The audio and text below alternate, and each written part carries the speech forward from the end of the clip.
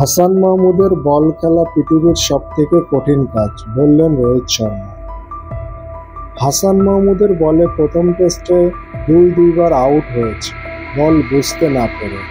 বলের line, swing কোনো কিছুই বুঝে উঠতে পারি না।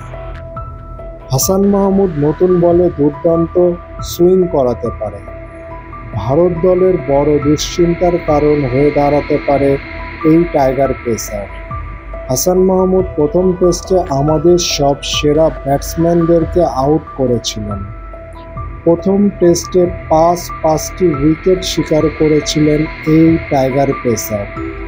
এজন্য আমরা দুশ্চিন্তার মধ্যে আছি হাসান মাহমুদের বোলিং নিয়ে। তার বল খেলার জন্য বাড়তি অনুশীলন পর্যন্ত আমরা করছি। প্রথম টেস্টে যেভাবে আমাদের সেরা ব্যাটসম্যানরা আউট হয়েছিল, সেই রিপ্লেগুলো দেখে বারবার চেষ্টা করছি ভুলগুলা সংশোধন করার জন্য, বললেন রোহিত শর্মা। বন্ধুরা, তাহলে বুঝতেই পারছেন রোহিত শর্মা বাংলাদেশের বোলার হাসান মাহমুদকে নিয়ে কি পরিমাণ দুশ্চিন্তার মধ্যে আছে। হাসান মাহমুদ কি পারবে ভারত শিবিরে এই ভয়ের ধারা অব্যাহত রাখতে?